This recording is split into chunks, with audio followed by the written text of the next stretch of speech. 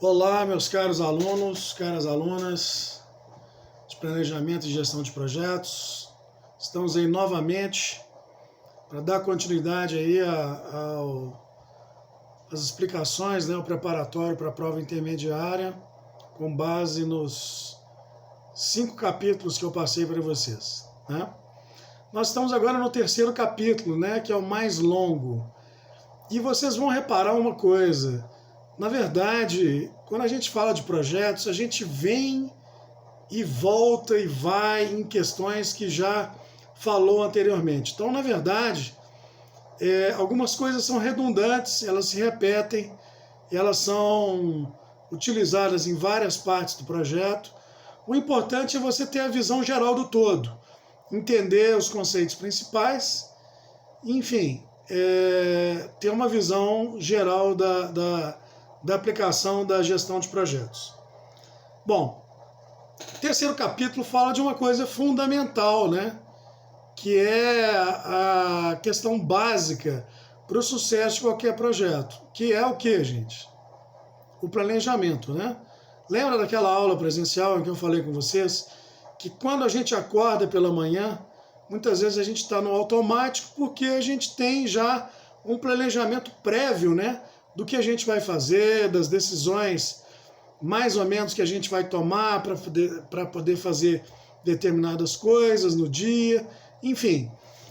Esse capítulo 3, especificamente, ele vai falar exatamente da fase de planejamento, que tem tudo a ver com o escopo. O escopo, volto a dizer, ele é um apanhado geral do planejamento, Então, nós já falamos que, inicialmente, é necessário que haja um documento de aprovação do projeto tendo um responsável, um diretor, uma pessoa que vai dizer que aceita a proposta, inicial do projeto, E há também a necessidade de definir o gerente, Nós já falamos isso. Tem que ter um pai, aí, um padrasto que vai tomar conta de todas as etapas do processo, Sendo que cada etapa também vai ter seu responsável, Nós temos aí fatores críticos de sucesso, Definir o escopo e assegurar que as entregas sejam bem definidas. Assegurar que a definição da arquitetura esteja alinhada com a arquitetura do cliente. Não adianta a gente, às vezes, projetar. Se você vai desenvolver um produto, um serviço para um cliente, não adianta você querer que aquele produto ou aquele serviço seja o melhor possível, sendo que, na verdade, não é aquilo que o cliente quer. Nós falamos também isso em sala de aula, presencialmente. E na computação acontece muito disso. Do cliente, às vezes, não saber o que quer. Ele quer que determinado problema dele seja resolvido, mas ele mesmo não sabe como que aquilo vai ser feito na prática. Então, cabe a você, como profissional da computação, dizer para ele, olha, isso é possível, isso não é, isso tem como fazer, isso tem que fazer dessa forma, isso que o senhor está querendo, infelizmente, aqui dessa forma não tem jeito. Então, nós da área de computação temos esse papel também de psicólogo, Entender o problema do cliente e, ao mesmo tempo, acalmar os ânimos. Olha, isso aqui na prática não funciona assim. A gente consegue fazer, mas de uma outra forma, e aí dizer para ele de que forma que é aquilo que vai ser feito na prática através de linhas de computação, de programação, Definir a equipe adequada, isso é muito necessário. Eu falei isso na aula 1 anterior, onde ao escolher um responsável por cada fase, você tem que escolher a pessoa certa, aquela pessoa que tem condições de administrar, de levar, te dar feedback e fazer com que aquela etapa do projeto seja cumprida. Isso é muito importante, Avaliar os riscos e criar o plano de respostas. Já falamos sobre isso também, Para cada uma das etapas haverão riscos e consequências se eles acontecerem. Então a gente tem que estar preparado e tem que estar também bem delineado o que pode acontecer e a solução para aquilo que pode acontecer como problema, como risco, a estratégia de comunicação, nós já falamos também, né? E salvar aqui, está sendo identificado aqui, salvar as linhas de base de prazo e de custo do projeto. É muito importante isso, né? Um projeto mal delineado na fase de planejamento, ele custa mais do que havia sido projetado e leva mais tempo também do que havia sido projetado. No Brasil isso acontece demais, principalmente em projetos públicos, né? Mas isso por conta da corrupção. Projetos que inicialmente, um hospital que às vezes é planejado com 3 milhões de reais, estou chutando aqui, claro que é muito mais do que isso, 300 milhões de reais fica em 500 milhões, 600 milhões, porque além do custo operacional, tem o custo também para as propinas, para as coisas erradas, né? Por isso que nós tivemos aí a Lava Jato e esses processos aí contra as empreiteiras, né? Mas, de maneira geral, claro que na prática, às vezes, um custo ele aumenta, ele às vezes é projetado para baixo, mas essa variação ela não pode ser de uma maneira expressiva. O projeto ele tem que ser delineado com um prazo e um valor que seja basicamente aquele, né, que vai ser a prática. As mudanças podem acontecer, mas não podem ser dramáticas para que os stakeholders, as pessoas que estão investindo, elas fiquem insatisfeitas, né, achem que não é viável. Inclusive, a gente falando em custos, né, uma outra dica também, dica do dia, ou dica da aula, é que, de maneira geral, quando a gente fala, por exemplo, de ciclo de vida de um projeto, o ciclo de vida ele tem a ver exatamente com a fase inicial, escopo, planejamento, ação, a parte prática, avaliação, delineamento, aí vai para o encerramento e você tem a conclusão do projeto, né? Quando é que os custos são maiores, né? Na fase inicial, na fase do meio, na fase final, né?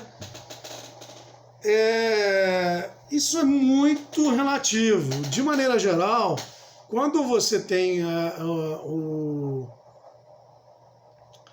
o início do projeto, nem sempre os maiores custos estão no início. Pode ser que aconteça, mas nem sempre, né? E pode ser que no final também você não tenha custos altos. Então isso não... O início e o final não é uma definição de que sejam fases que vão obrigatoriamente levar a um custo alto. Mas pode acontecer, né? Por exemplo, a contratação de pessoas no início, ela pode levar a um custo que, claro, sai do marco zero para um marco X. Mas isso pode se manter ao longo do trabalho, da aplicação do projeto, e de maneira até gradativa for reduzindo, né? Ou pode também, à medida que o projeto for caminhando, mais pessoas vão sendo necessárias, e pode acontecer que o início ele vai com um custo menor e depois, ao longo do projeto, esse projeto vai ter um custo maior. Então, não necessariamente o início e o fim tem um custo maior, mas, de maneira geral, parte-se do zero para um patamar de início de custo, né?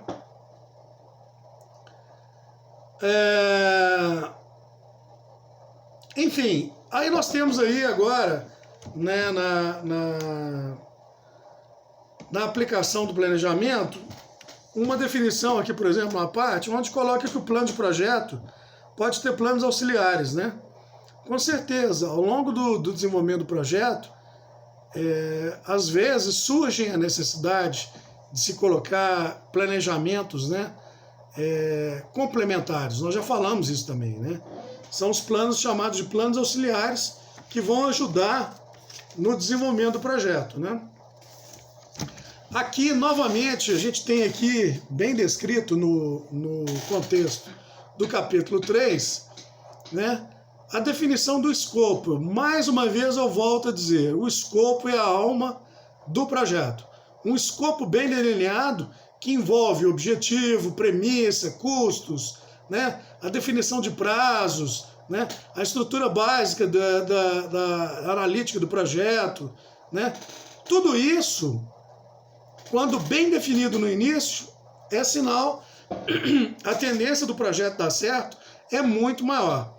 Então, lembrando que a definição do objetivo do projeto, dos custos iniciais, planejamento, né, as pessoas responsáveis, tudo isso faz parte do escopo e bem definido, você tem um projeto também bem delineado, né? Como é que você faz a medição da qualidade do projeto? Ora, você vai ter que criar mecanismos para poder avaliar isso. Como é que você cria esses mecanismos? A partir do momento que você delinear as fases do projeto, você vai delinear também os objetivos específicos daquela parte do projeto. E esses objetivos específicos, dando início naquela fase específica, você tem que ter um cronograma, né, com início, meio e fim daquela fase, e com base nos objetivos, verificar se no prazo final estabelecido para aquela etapa, aqueles objetivos realmente foram cumpridos. Então, você tem um planejamento inicial e depois, ao longo do tempo, você tem o cronograma, início, meio e fim, e chegando próximo do fim, você tem que ir avaliando, e até não esperar muito o início do fim, né, chegar próximo do fim, e ir verificando paulatinamente, né, paulatinamente seria o quê? De maneira gradativa, se aquilo tinha sido projetado, se os objetivos traçados inicialmente estão sendo realmente cumpridos na prática, no desenvolvimento do projeto. Isso é muito importante, fundamental, ok? E faz parte aí do desenvolvimento adequado do projeto. Então, essa qualidade do projeto, ela tem muito a ver com essa avaliação que é feita ao longo do projeto, né? Nós temos aí também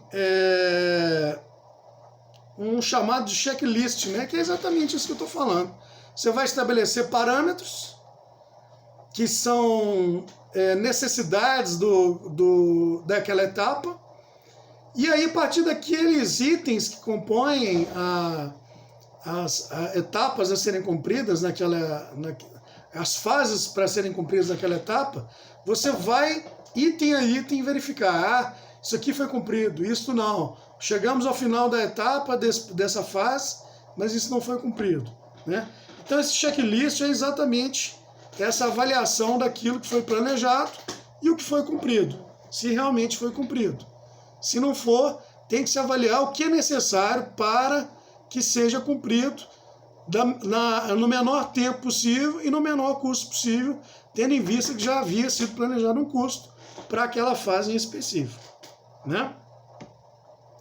Nós temos também como item participante aqui do capítulo 3, né, o planejamento de recursos humanos. O planejamento de recursos humanos o próprio nome fala, né?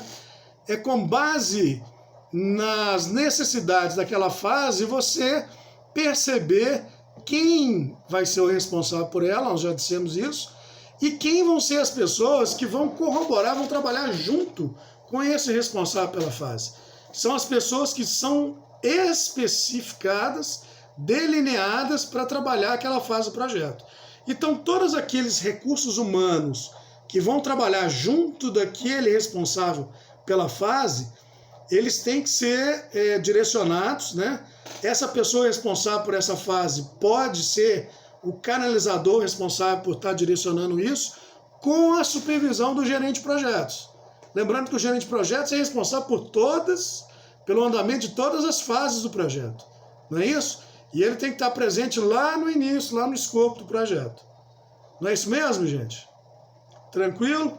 Agora, cada responsável por uma fase do projeto pode e deve ter seus subordinados, as pessoas ligadas a ele. E, é claro, ele pode selecionar as pessoas adequadas a esta tarefa com a supervisão e aprovação do gerente de projeto, né? E aí, continuando a questão do planejamento, nós temos um item aí que é o cronograma e orçamento do projeto. Claro, né, gente? Todo projeto ele tem que ter um cronograma. Tem que ser identificadas as fases que vão fazer parte do projeto, em cada uma delas as tarefas, né, que vão ser executadas e o tempo que se prevê que sejam feitas aquelas tarefas naquela fase. Ah, vai gastar o quê? 2 semanas para desenvolver aqueles módulos? Inclusão, alteração, exclusão de cliente vai ser feita em o quê? Em abril? Ah, tá, em maio. Em maio vai ser feito relatórios, impressão de documentos e backup. Em junho vai ser desenvolvido aqui os módulos para pagamento online, conferência de banco de dados, estoque e outros assuntos.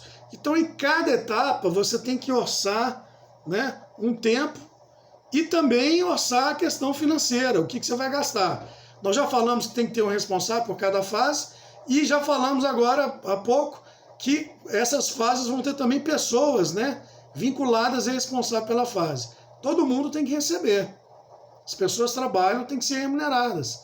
Então, o orçamento tem que prever os custos para o desenvolvimento do projeto, a questão do pagamento dessas pessoas, né, para que todos fiquem satisfeitos, façam as suas tarefas no tempo certo, da maneira certa, e que o projeto ele tenha um direcionamento adequado em cada uma das etapas, né? Então, sequenciar as atividades, né, estimar os recursos para elas, desenvolver o cronograma, estabelecer de acordo com o orçamento, é fundamental, parte importantíssima do planejamento, né, do projeto. A gente entra aí num outro aspecto, nós já falamos na aula anterior, mas aqui vai abordar de novo, que é o gerenciamento das comunicações. Ora, se você tem etapas, eu já disse anteriormente na aula anterior, se as etapas às vezes são concomitantes, trabalham juntas, uma etapa 1, às vezes não terminou, mas começou a 2 no meio da 1. Então são etapas que estão andando juntas. Às vezes uma exige tem a necessidade de ter a troca de dados, informações com outra fase. Então esse gerenciamento dessas comunicações, ele é fundamental para que os projetos aconteçam de maneira adequada, no tempo certo, não hajam ruídos de comunicação e as pessoas envolvidas, elas realmente tenham segurança e saibam para quem se reportar. É muito importante que quando há uma dúvida, a gente saiba para quem recorrer, para quem perguntar, para que exatamente haja esse direcionamento adequado, ok? Muito bem. Aqui entra no capítulo 3 sobre a parte de análise de risco. Nós já falamos sobre ela. Aqui fala de maneira mais detalhada, né? Como planejar o gerenciamento de riscos, identificando os riscos, realizando a análise qualitativa, né? Ou seja, como esses riscos irão impactar o projeto, né? E planejar as respostas, né? Nós já falamos isso, mas repetindo de novo.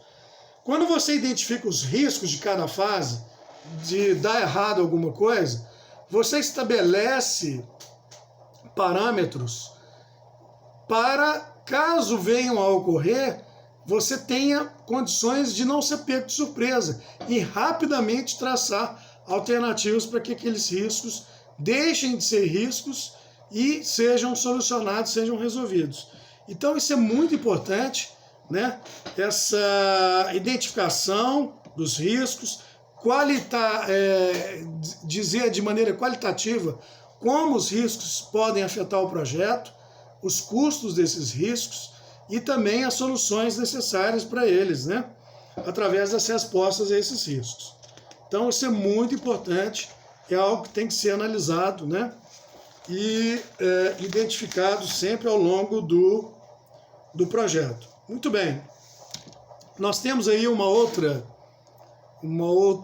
parte do capítulo 3, que é o controle integrado de mudanças, né?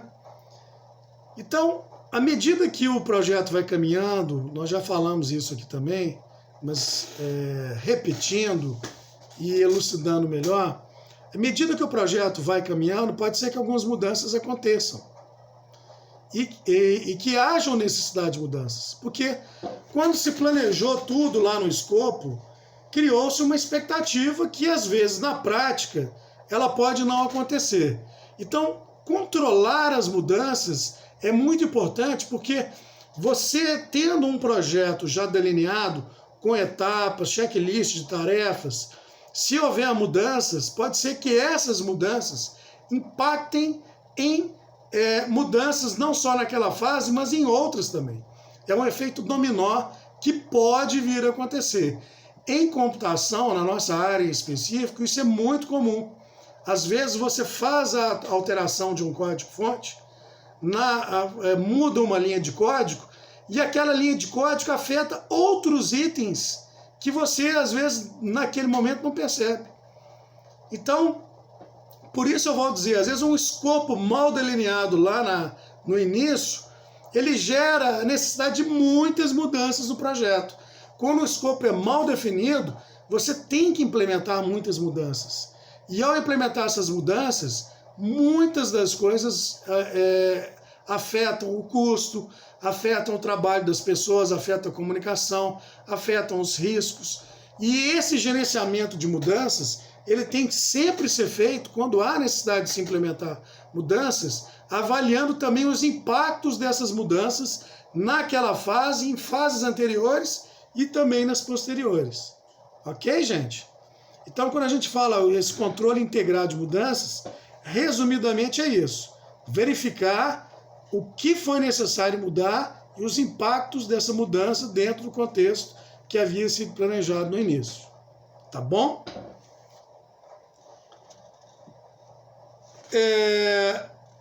Nós temos aí, para finalizar o capítulo 3, o planejamento de aquisições, né? Que são, às vezes, necessidades que aparecem ao longo do projeto.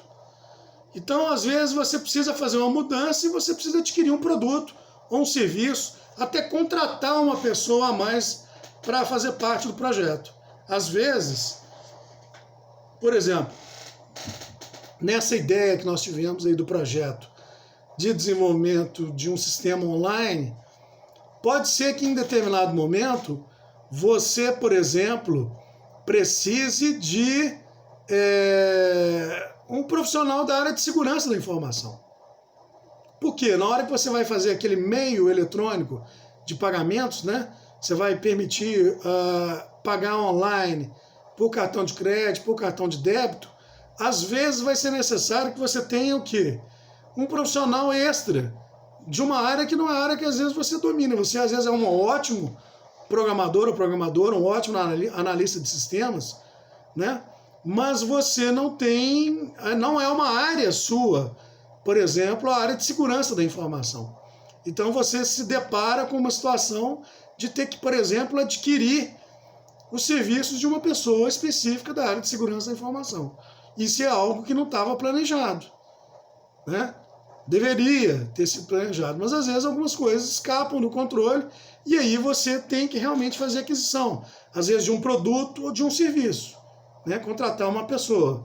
E isso entra no seu custo, isso modifica o planejamento, muda o checklist daquela fase, muda o custo daquela fase e às vezes altera o custo do projeto como um todo.